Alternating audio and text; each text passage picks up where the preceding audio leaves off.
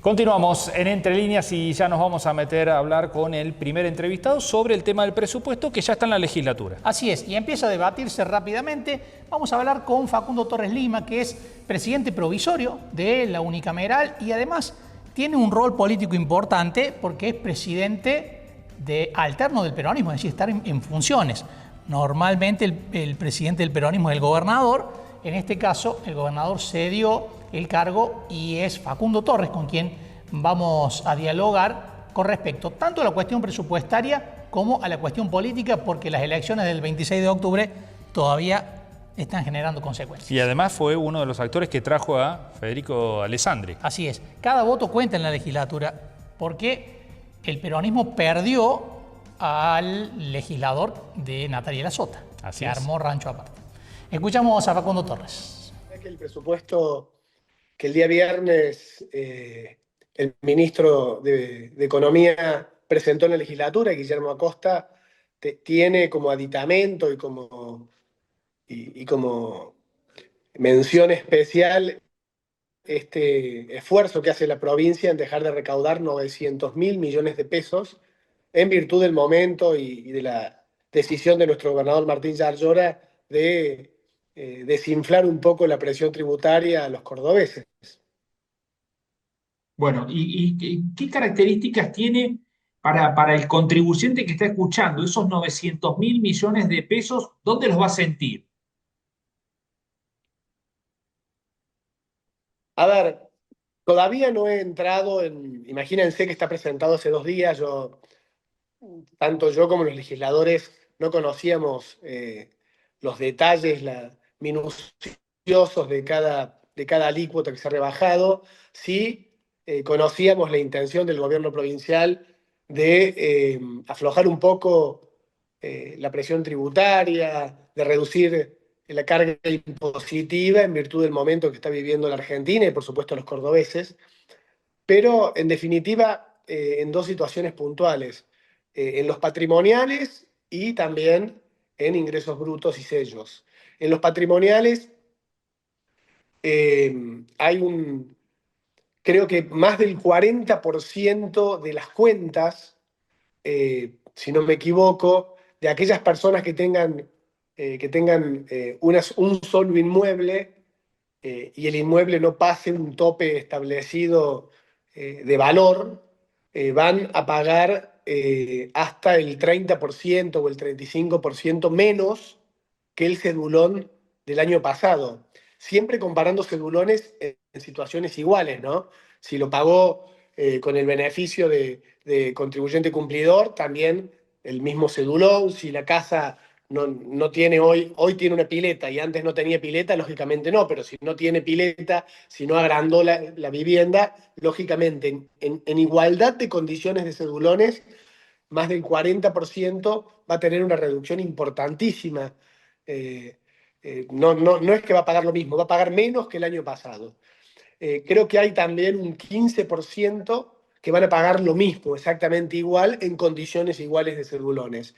Y después, el resto va a pagar hasta, no me acuerdo el tope, pero creo que era el 30%, hasta el 30%, que es la inflación interanual calculada para el presupuesto. O sea que hay una reducción en los impuestos patrimoniales muy importante para el contribuyente y que lógicamente esperemos sea de utilidad al momento de afrontar lo que viene en el año.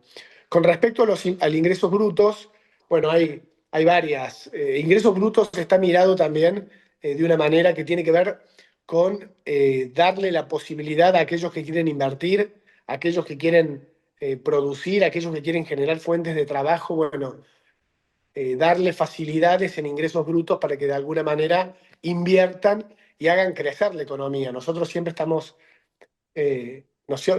mencionamos que el crecimiento económico genera desarrollo, genera producción y genera puestos de trabajo y en definitiva se vuelca en la matriz económica de Córdoba. Con respecto a ingresos brutos, para aquellos comerciantes que no pasen, está topeado, ¿no? Que no pasen un determinado monto de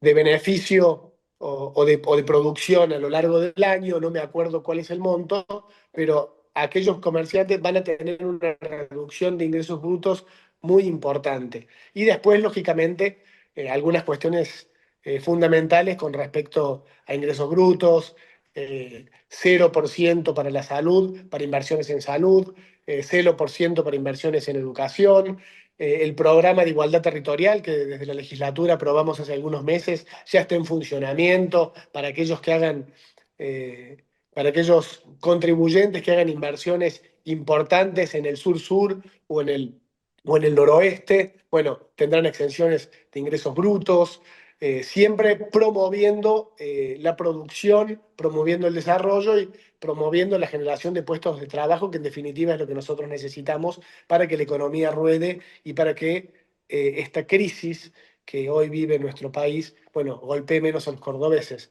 La verdad que el presupuesto en general, como reciente mencionaba, tanto en patrimoniales como en ingresos brutos, me estoy olvidando de un montón o muchísimos beneficios que también están otorgados desde el presupuesto a aquellos que paguen al día, aquellos que paguen al contado. Bueno, son los beneficios que habitualmente a los contribuyentes se les otorgan para el cumplimiento de las obligaciones tributarias.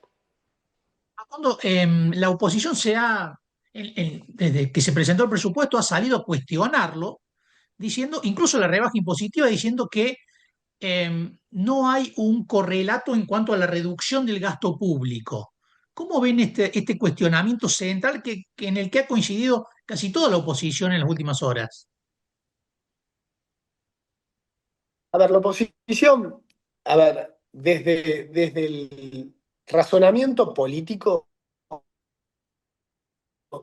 la oposición siempre va a tener que encontrarle un pelo al huevo. Siempre va a tener que, nunca más en el año y medio de las elecciones provinciales, yo no creo que la oposición vaya a decir, sí, realmente hay un esfuerzo por parte del gobierno provincial en bajar la carga tributaria, en bajar la carga impositiva. La provincia está ahorrando, está tratando de hacer eficiente el gasto. Es imposible que lo diga la oposición. Lo sé yo, lo sabés vos y lo saben todos los que están escuchando este programa. No existe esa oposición con esa carga de responsabilidad. Y menos hoy en nuestra provincia de Córdoba, donde, bueno, la oposición se está probando, está queriendo empezar a probarse el traje de candidatos. Yo veo una oposición que después de las elecciones intermedias han salido a posicionarse, han salido a decir a cuatro vientos que son candidatos a gobernadores, tienen, bueno, un año y pico para instalarse en la sociedad y para ver si ganan la publicidad interna como opositores. Entonces me parece que es lógico lo de la oposición. A nosotros realmente lo que diga la oposición ya hemos aprendido a tomarlo con pinzas porque sabemos que hay muy poco de crítica constructiva, de crítica enriquecedora. En la mayoría de las oportunidades la oposición lo que hace es tratar de generar un relato de alguna manera dañando las decisiones y las políticas públicas que desde este gobierno provincial se van asumiendo. Facundo, de alguna manera el presupuesto provincial sigue los lineamientos fijados por la Nación en cuanto a, bueno, bajar la presión tributaria, que es un eje discursivo del gobierno nacional desde que asumió. ¿Crees que con este paso que da la provincia de anunciar esta rebaja, también le marca la cancha a los intendentes? De decir, bueno, hay que ir por este camino. A ver, los intendentes cobran tasas, no cobran impuestos, que son tasas por servicios. Eh, el cálculo es distinto, y esto lo digo porque ustedes saben, yo fui Sí. intendente en dos gestiones en Altagracia. El cálculo es distinto porque el intendente lo que debe hacer, más allá de que debe mirar los números macroeconómicos, por supuesto, el precio del dólar, la inflación y demás, lo que debe hacer es el intendente de alguna manera calcular cuánto le sale poner en funcionamiento la maquinaria estatal para poder hacer una correcta recolección de residuos, un eficiente alumbrado público, bueno, para poder prestar atención primaria de la salud, para poder llevar adelante acciones culturales, determinadas cuestiones que los intendentes tienen que preocuparse de lo que los intendentes son responsables y de ahí sacar un número que sea también relacionado con la macroeconomía que, que, que, que es la reinante no solo en la República Argentina, sino en Córdoba y en cada una de las localidades donde el intendente tiene que prever el gasto y de ahí sacar un número. Por eso el número del intendente yo siempre digo eh, el número de aquel que presta el servicio de muchísimas cuestiones y que no tiene otra forma eh, de fortalecer su economía, porque por ahí nación y hasta provincia tienen la posibilidad de pedir créditos internacionales, de salir al mercado nacional, de colocar bonos, de colocar letras. Los intendentes tienen que prever muy bien el gasto, tienen que hacer eficiente el gasto y tienen que prever muy bien los ingresos porque si no, de alguna manera no van a poder o no van a tener posibilidades de prestar los servicios para los cuales fueron elegidos.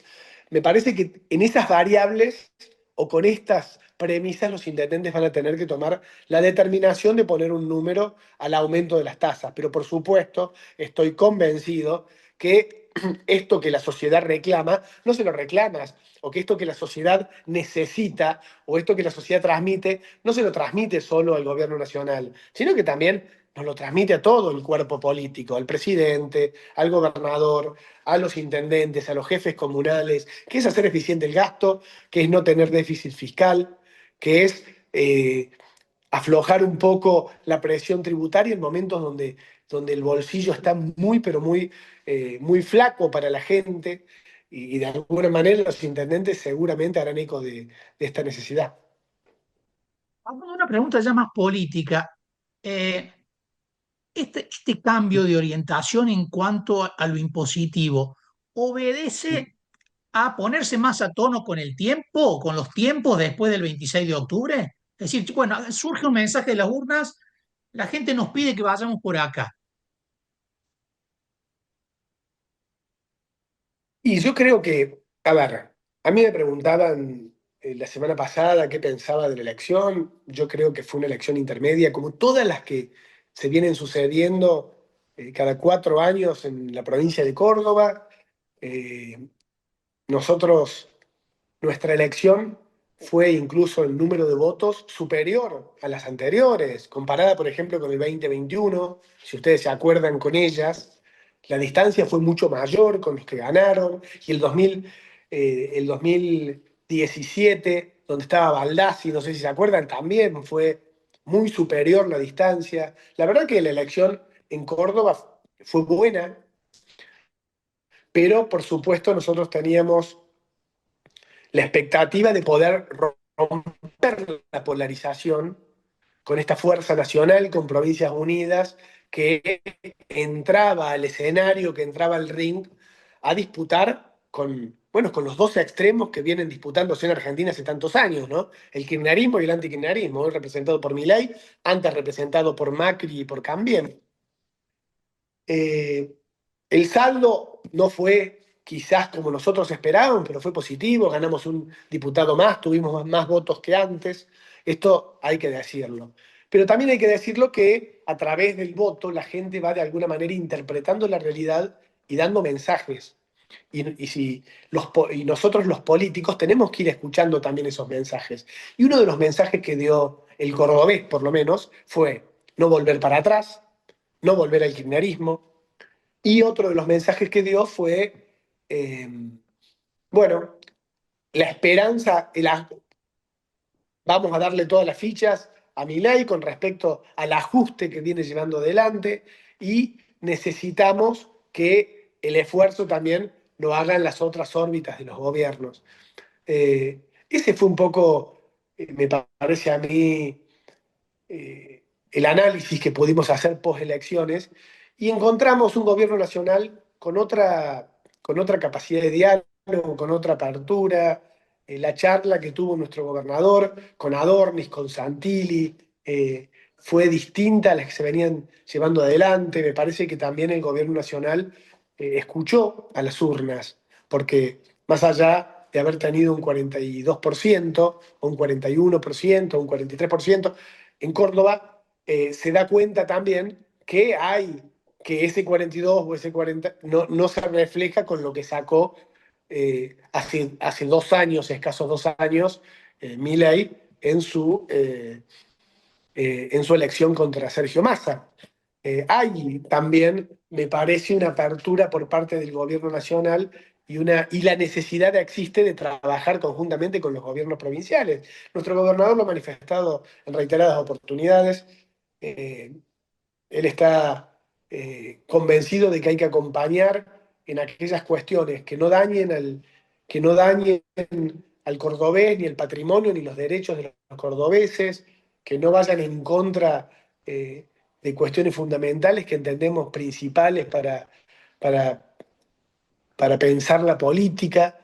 Bueno, si las cuestiones que plantea el gobierno nacional no van en contra ni de los cordobeses, ni de estas cuestiones fundamentales o derechos importantísimos que entendemos desde donde se cimentan las políticas públicas, vamos a tratar de acompañar al gobierno nacional, porque es lo que el cordobés quiere. Me parece que un poco ese fue el mensaje de las urnas. Se vienen discusiones centrales como las reformas laboral, impositiva, previsional. ¿Qué imaginás como postura de los representantes, bueno, del espacio político al que perteneces en el Congreso de la Nación? A ver, yo durante la campaña lo he escuchado a Juan, a nuestro ex gobernador Juan Schiaretti, en reiteradas oportunidades diciendo que Argentina necesitaba reformas tributarias, reformas previsionales, reformas penales. Entiendo a un bloque de provincias unidas tratando de enriquecer el debate con respecto a estas reformas, tratando de plantarse en algunas cuestiones que entienda que no deben ser soslayadas ni pasadas por alto, trabajando, en definitiva, trabajando para que si se llevan adelante las reformas sean lo que realmente Argentina necesita para salir adelante. La última, en el plano político y ya apelando a tu rol de presidente alterno del PJ, una de las características de la elección fue que el peronismo por primera vez en décadas en Córdoba eh, se dividió, digamos, Natalia de la Sota fue por otro lado. Uno de los desafíos para adelante es tratar de reunificar la oferta electoral o no es posible.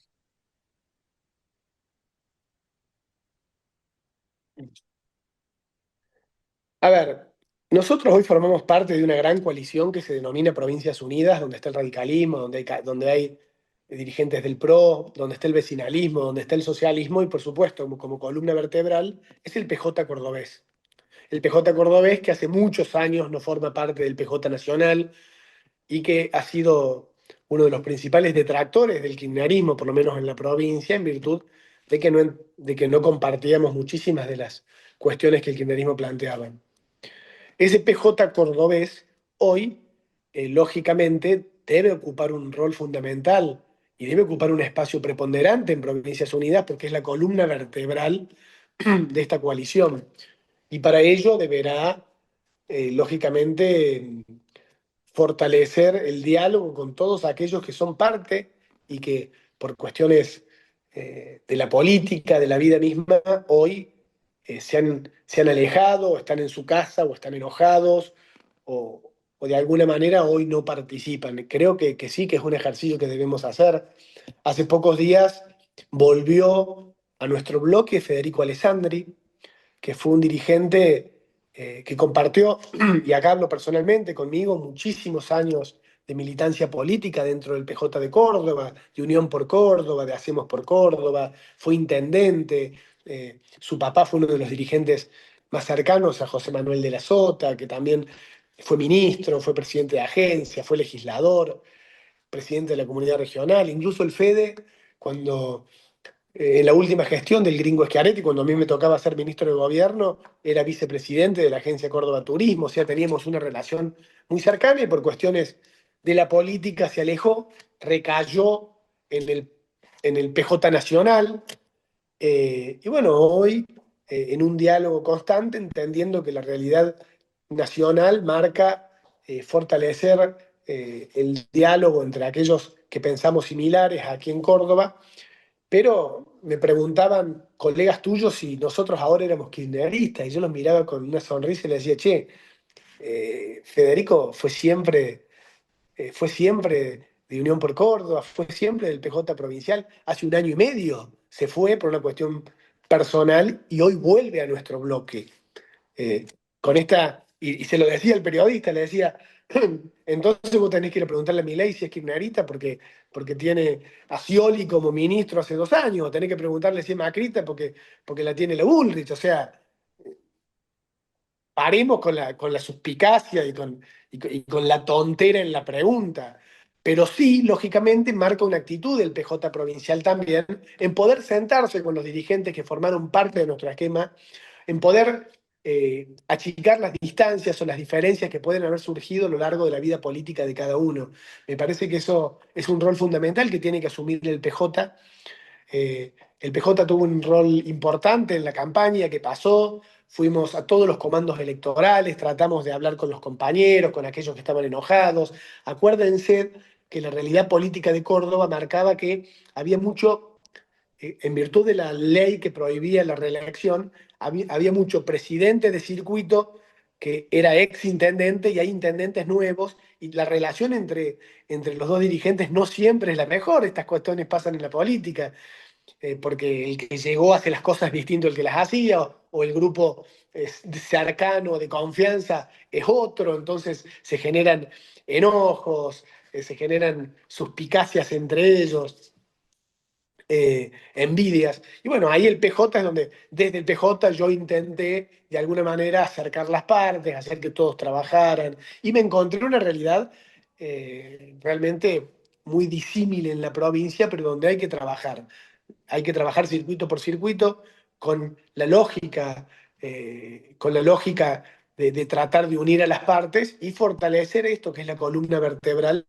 de la gran coalición que es Provincias Unidas, que se enriquece realmente con la participación de todos los partidos, con la participación del radicalismo, con la participación del PRO, de los vecinalismos, y a nivel nacional, imagínense, la liga esta de gobernadores que un poco lidera nuestro gobernador Martín Yarlora está conformada con gobernadores de otros partidos que son sumamente importantes, como puede ser Maxi Puyaro de Santa Fe, como puede ser Nacho Torres, Vidal, y otros gobernadores que seguramente van a ir encontrando en este espacio de diálogo, de construcción, un lugar importante para saltar las grietas. ¿Por qué digo saltar las grietas? Y porque es buscar el centro y dejar los extremos, porque claramente el kirchnerismo y claramente Javier Milei tienen ideas eh, o posturas muy extremistas con respecto a algunas cuestiones y no militan una avenida de centro, de construcción de realidades y de enriquecimiento de posturas eh, con, con alguna permeabilidad de ideas, escuchando a otros partidos. Tanto unos como otros son extremistas, van para allá y el que quiere acompañarlos tiene que acompañarlos con sus reglas. Bueno, lo que se está construyendo me parece que es otra cosa y es eso lo que expresa Provincias Unidas. Por eso vas a encontrar seguramente un bloque de Provincias Unidas que en algunas cuestiones va a decirle que no al presidente porque entiende que dañan derechos de las minorías, que dañan el patrimonio, el derecho o los derechos de las provincias, que dañan el federalismo, que es algo que nosotros siempre defendemos para que bueno, los recursos recaigan en el ámbito nacional de una manera equitativa y bien distribuidos, pero en otras cuestiones vas a encontrar seguramente un bloque de Provincias Unidas que se va a poner a trabajar, que se va a poner a enriquecer, a dialogar, a cruzar ideas en algunas cuestiones importantes que entendemos que Argentina debe llevar adelante, como puede ser una reforma previsional, por ejemplo.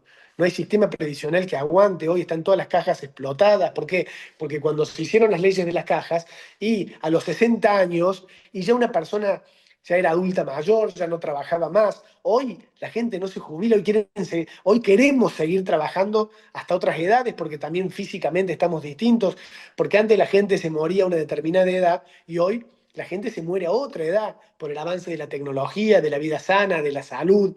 Entonces, lógicamente eso genera que las cajas hoy no tengan la fortaleza necesaria para poder afrontar a los activos que van teniendo, a los pasivos que van teniendo con los activos que tienen. Y la reforma previsional tiene que llegar, es necesaria. La, la- la reforma penal tiene que llevarse adelante también. ¿Por qué? Porque han cambiado, porque hoy los jóvenes piensan distinto, porque los que delinquen y ya rompen las franjas etarias, porque hay situaciones puntuales o delitos nuevos que tenemos que merituar y tenemos que, delitos informáticos, por ejemplo, que no están dentro del Código Penal y que hoy tenemos que merituarlos y tenemos que darles un lugar. La reforma tributaria también. ¿Por qué? Porque han cambiado las formas de trabajo, porque la tecnología nos invadió y de repente hay cuestiones que tenemos que soslayar también con respecto al federalismo que recién mencionaba, a las provincias, a esto de ser equitativos con los recursos. Entonces me parece que son reformas que a Argentina le van a hacer bien y seguramente van a encontrar en el Congreso Nacional un bloque de Provincias Unidas trabajando para enriquecer estas reformas y cuidando, lógicamente, y protegiendo aquello que estamos convencidos que hay que proteger. Ahí estaba Facundo Torres, una de las espadas importantes del oficialismo en la unicameral y su análisis, primero del tema presupuestario, después de la política. Así es, vamos a la pausa. Enseguida seguimos analizando el nuevo esquema tributario de Córdoba para el año próximo.